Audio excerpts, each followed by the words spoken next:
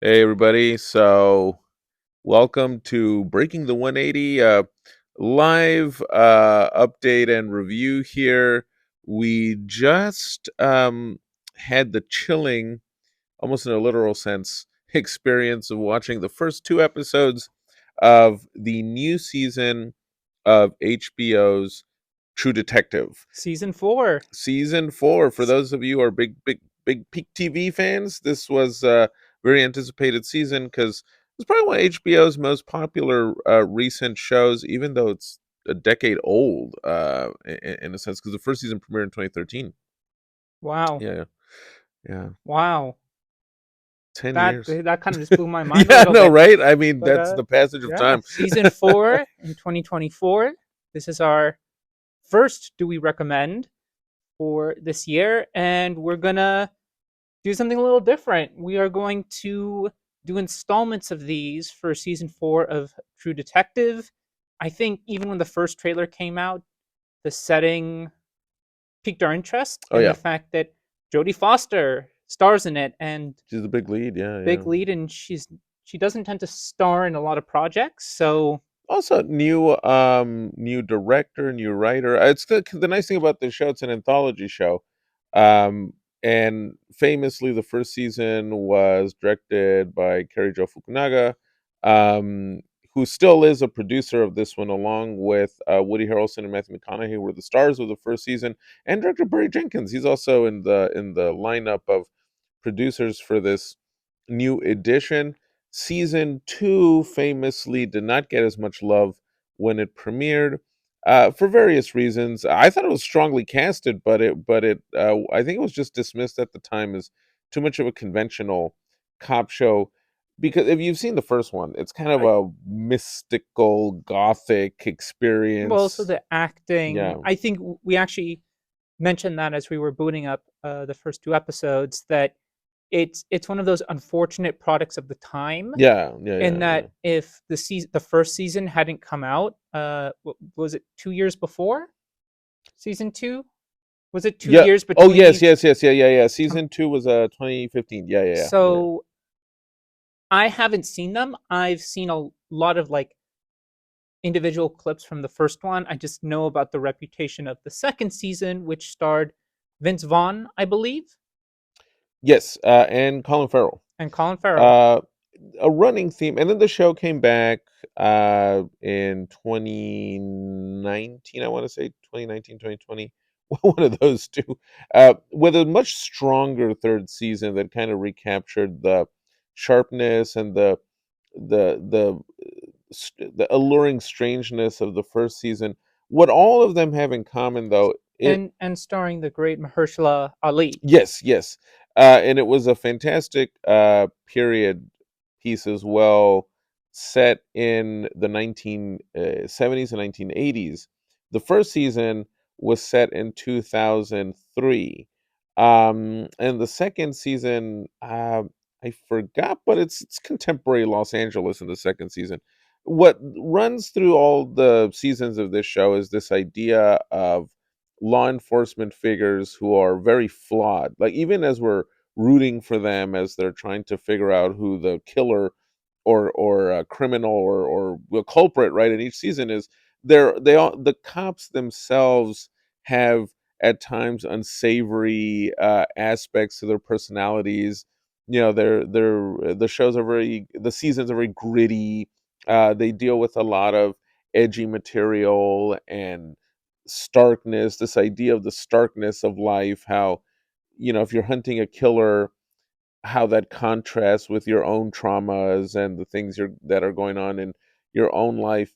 And in this season, Jodie Foster plays a cop out in the furthest reaches of In Alaska. Ennis, Alaska, in the Arctic Circle. And of course, this is an HBO show, so it has its production behind it. It's very slick, but in the way where it's not like John Wick glossy. Slick as in each season has a very distinct look It looks and and shot very atmosphere. cinematically and great atmosphere. If you're into thrillers like Insomnia, films of that sort. Even I would even say if you're into right now, there's a big trend in Icelandic thrillers.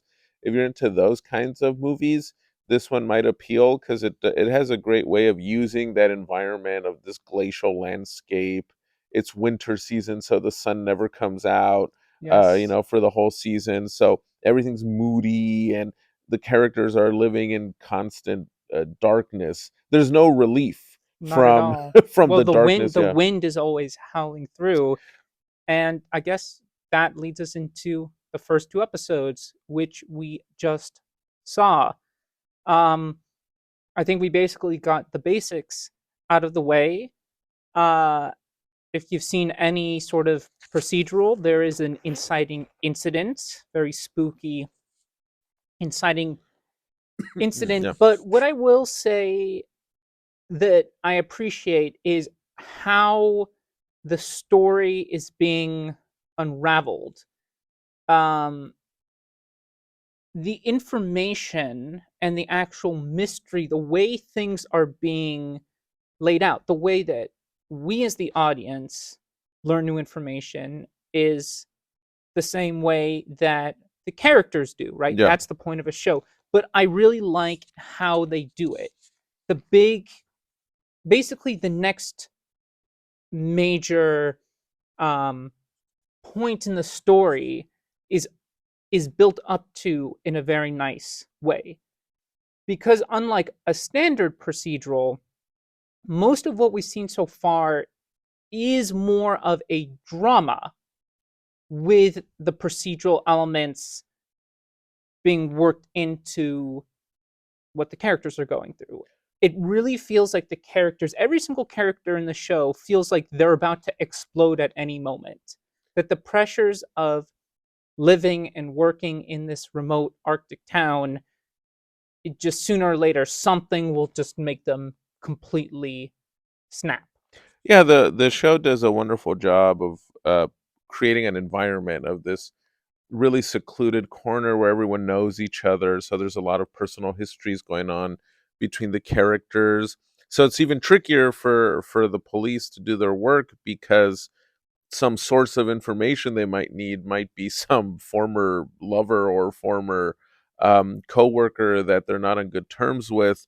The cast is primarily led by Foster and Kelly Reese, who play two officers. Foster is really the superior one, and Reese plays this officer of more of indigenous origin, who is obsessed with. And none of these are big spoilers. It's basically just the foundations of the case. They're investigating. A group of scientists who were in a remote a laboratory or research facility have gone missing, and so the Reese character is convinced that it might be linked somehow to the murder of an environmentalist activist who was killed a little before all these events, because part of the tensions in the town have to do with the fact that there's a big mining operation going on there, and it's impacting the local water source for the people. And However, and what makes it yeah, interesting and what I appreciate with shows and movies like this, when capturing an isolated and perhaps even rural way of living, it's not done at the expense of the people. You feel like the showrunners and the writers really understand what it must be like to work there. So this town is basically only around because it's a big source for mining, yeah, right? It's a one source, basically a one source of employment. and yeah, Essentially, however, the backside, as Elsie just mentioned, is yeah, it is contaminating the water supply. And one of the one of the elements is yes, an indigenous woman. Her name is Annie Kay, I believe, is killed years before, and she was a big activist against the mining yeah, because yeah. she knew what it would do to the water, the animals, and all of that. And you already get that sense. We've seen a few scenes where the I guess it would be Inuit, I suppose. Yes, yeah, yeah.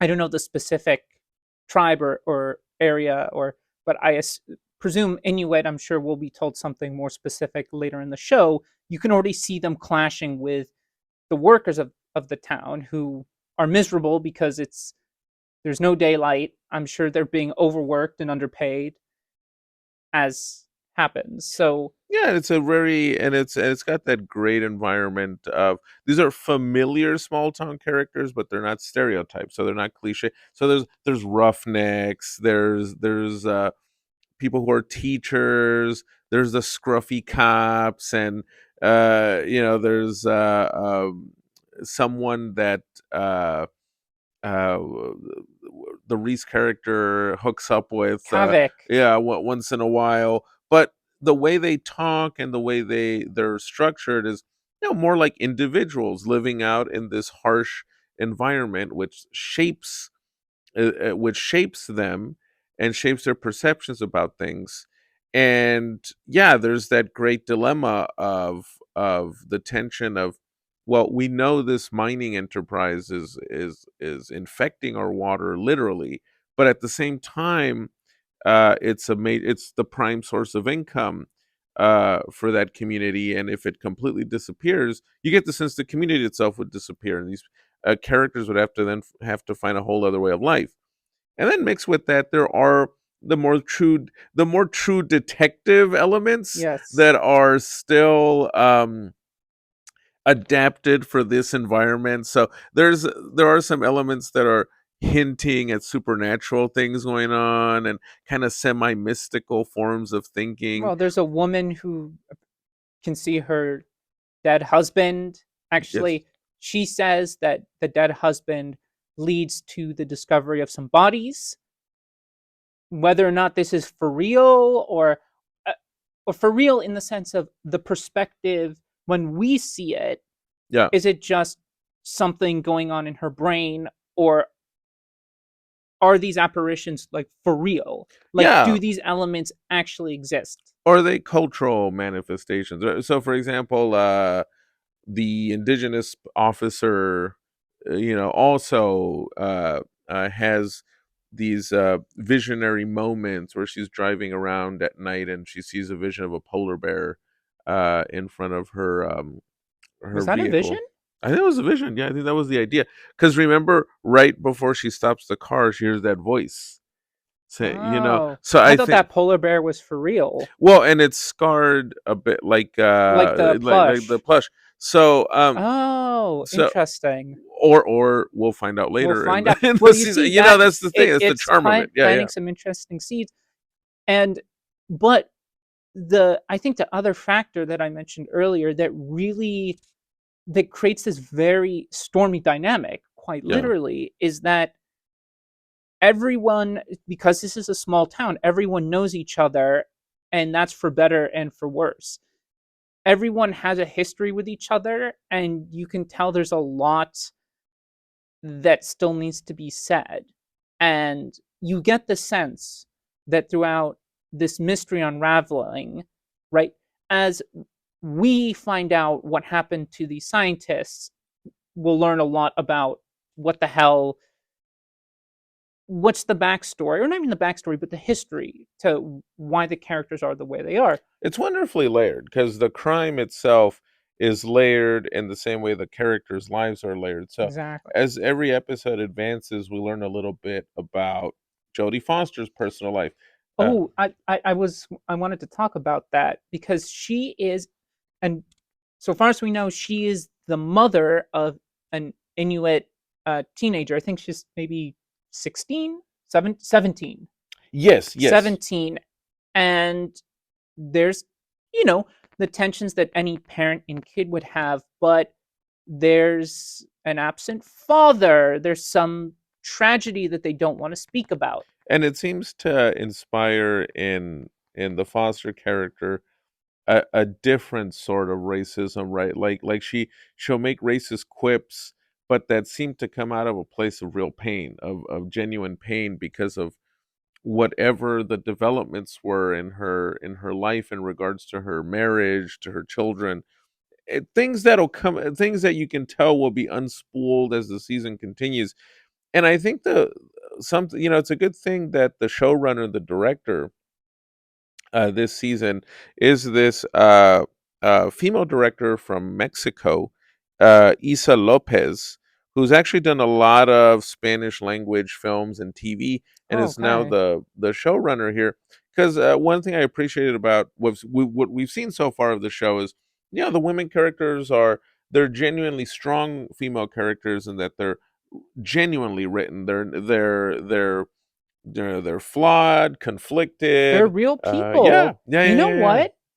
It's really yeah. great that you brought that up because I think it just felt so natural that it didn't even cross my mind to think that the majority of our main cast so far seems to be women, about women Yes, figuring out something that might have happened to an indigenous woman. yes, because as good as the other two detective productions were, they were still very much like dude shows, or Yeah. like these tough guys who are very gritty. And in season two, Colin Farrell's like this, alcoholic detective who, Oh wow, where have we seen that he before? beats up the dad of the kid who was bullying his kid at school. There's a scene where he meets a rapist and says, like, "Hey, I'm gonna slice your face off with a cheese, Oh my griddle or something." god. Yeah, and you're like, what?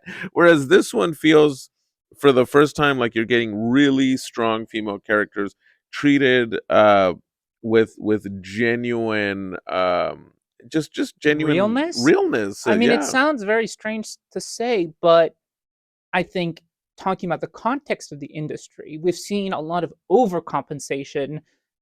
First thing that comes to mind is like Captain Marvel or other stuff Yeah, like that, right? The quote unquote woke yeah, a yeah, female yeah, or yeah, Ray yeah. from Star Wars that, all the right wing people like to obsess over. But I think they're written in the same way that Ripley from Alien is, Yeah, which exactly. after all these years is still one of the best written female characters in movie history, or let's just say Western movie history. Yes, yeah, because other shows, they fall into this funny trap of, in thinking they're being innovative, they still fall into the pothole of creating caricatures. And in this season, yeah, these women are written more in the tradition of, So far, so far, these so are far, just the two so far, episodes so where far. Um, uh, but they're written more, yeah, in the tradition of those classic, really, really admirable female heroes of other productions, where it's not a gimmick.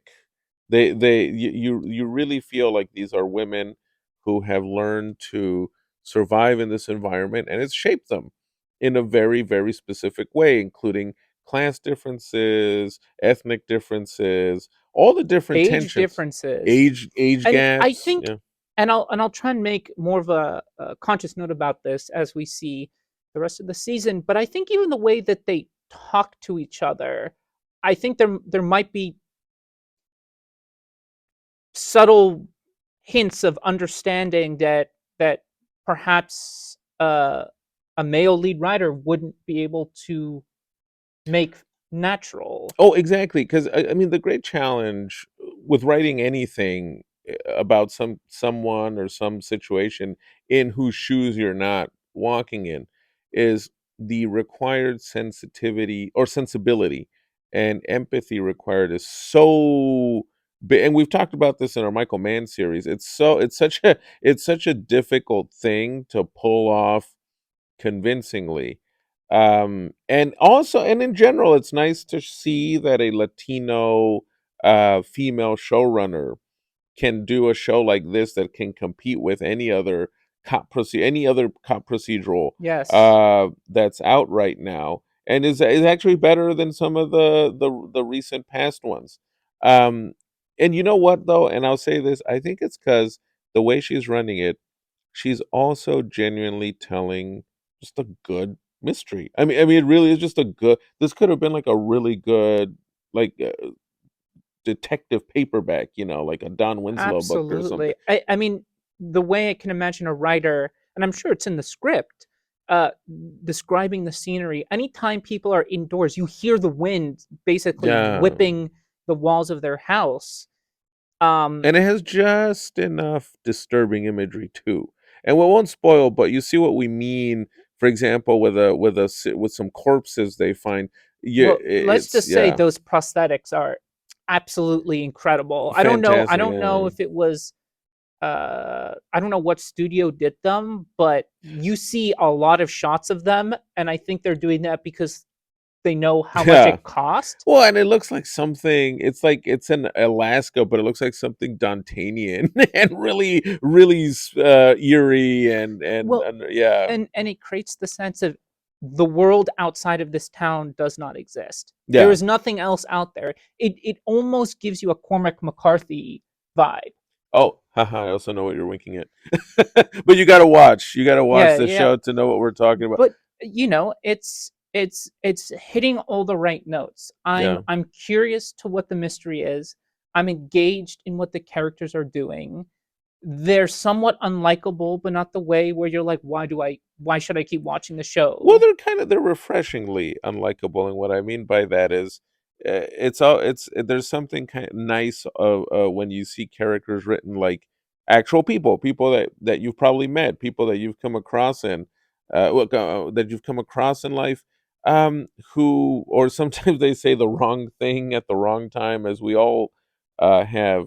It's just refreshing to see Well, that that kind of writing. scene Yeah, when Jodie Foster's kid, her foster kid, yeah, or maybe we'll find out what the story is, but yeah, she's the kid's grandmother is showing her the markings that a lot of Inuit, yeah, and I'm not sure what other indigenous tribes in this hemisphere or around the world do that. I know Maori in New Zealand and Australia do that, but she wants to know a little bit more about her heritage, yeah. and Jodie Foster comes to pick her up, and like she freaks out. Yeah, exactly, exactly. Exactly. The scenes don't feel gimmicky. Um, it's just a very good show. And it's nice to see HBO starting off the year with something this strong. Even Um, though it's technically also a Christmas show. well, I think it's almost like an unwritten rule that where you can't do a show or a movie set in some snowy backdrop without it being Christmas. It's really weird. Unless, of course, you're watching it like an Icelandic thriller where it's just always snowy. Then you always they don't do the Christmas stuff all the time in their movies. But it's a very good show. It's a great way for HBO to start. TV had slowed down to some real slogs over the last couple of months, especially because of the strike. We Uh, did get The Crown in December, which ended yes, pretty well. So, that was nice to see.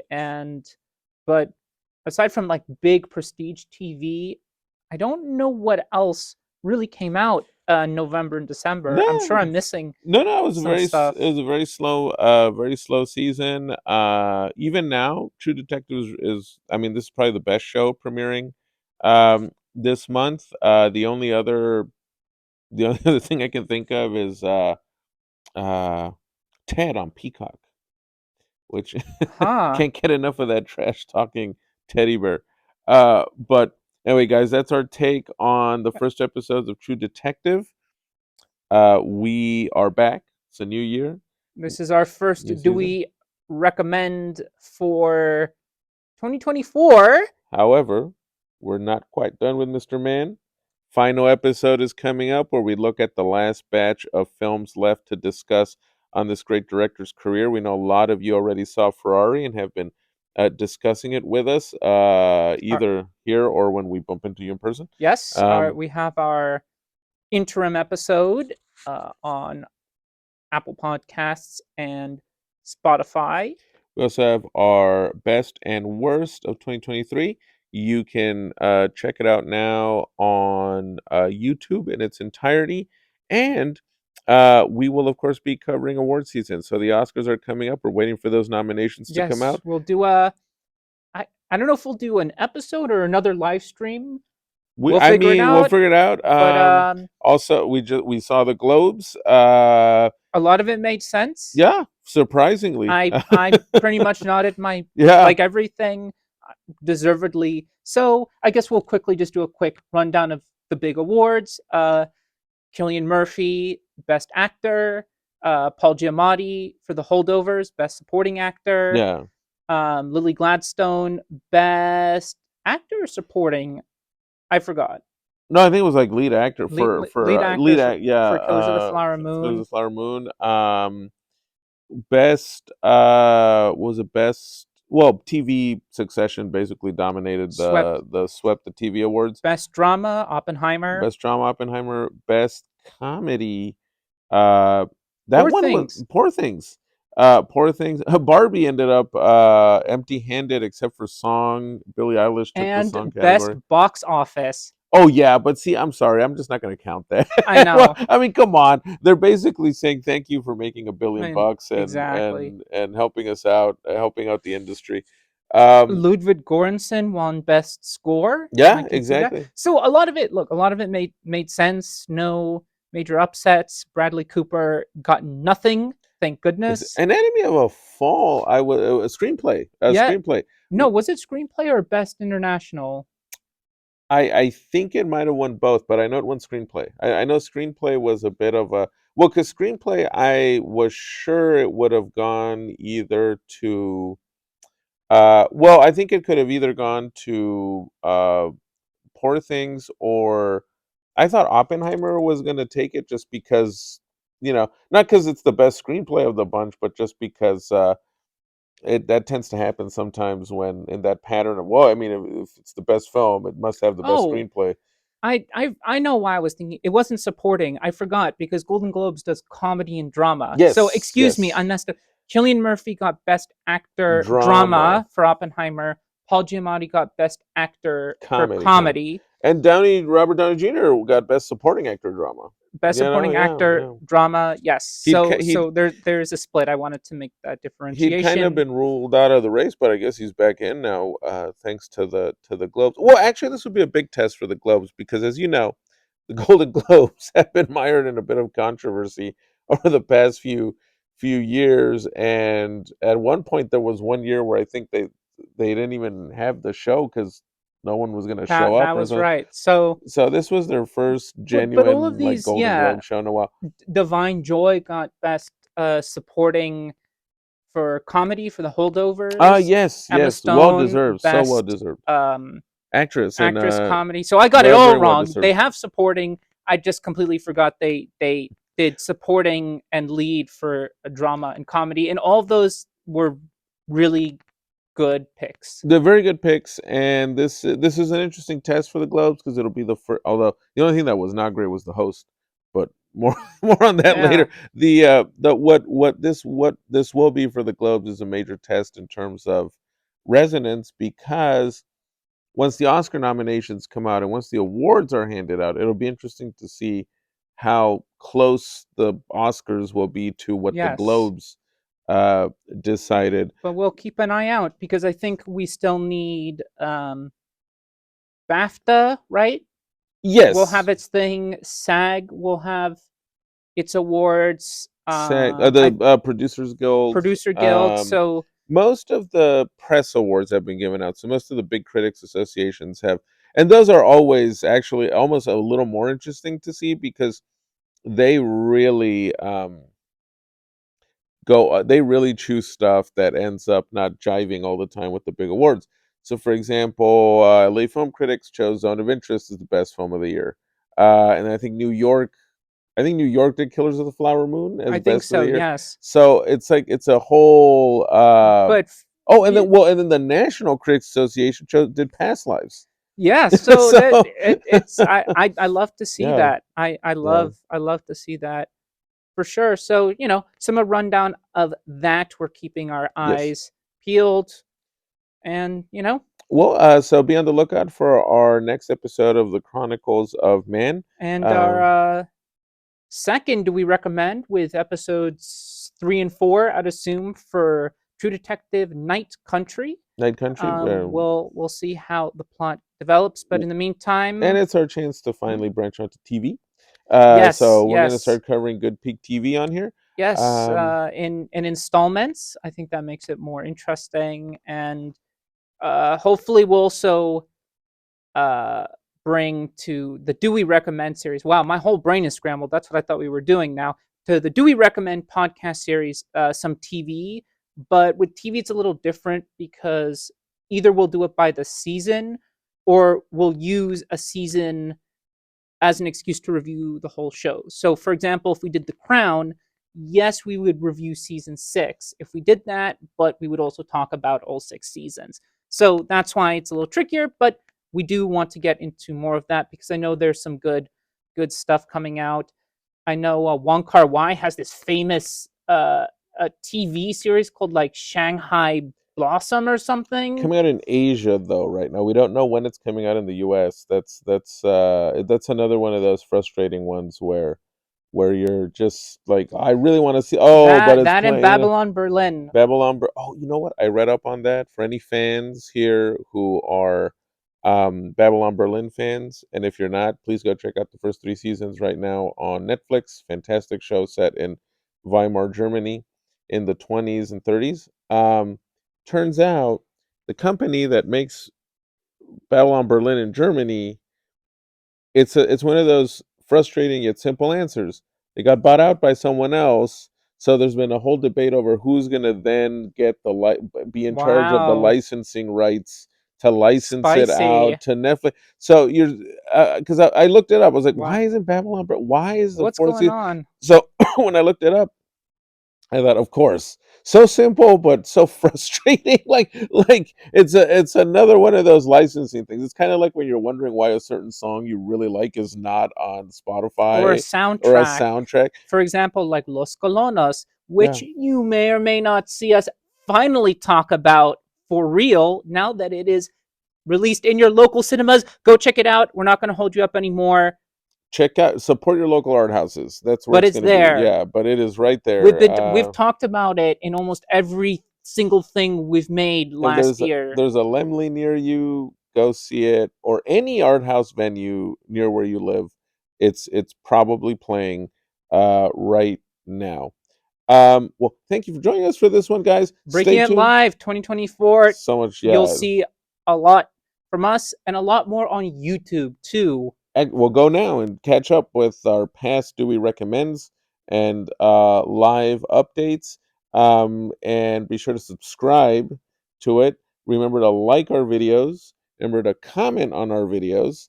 As we always say, share your love and hate because this is also an open discussion space. That's the best way to watch movies and TV shows. There's no wrong opinion. Well, there can be a wrong opinion. Well, like if you don't like Star Wars, the original, that's just a wrong opinion. But So if you don't like The Exorcist, exactly, you're going to some if dark places, buddy. you don't like the original Godzilla, you're wrong. You're wrong. You're wrong. But There's no, sorry, that's just a scientific fact. But if you think we're wrong about that, post about it, start the discussion. We actually respond back to posts. Okay, so if you communicate with us, we will communicate with you. And coming that's soon, Michael Mann and more True Detective and a lot a of lot other more. stuff A because the lot. year's barely kicking off. Yes. We'll see you soon. See you soon, Peace. everybody. Stay warm.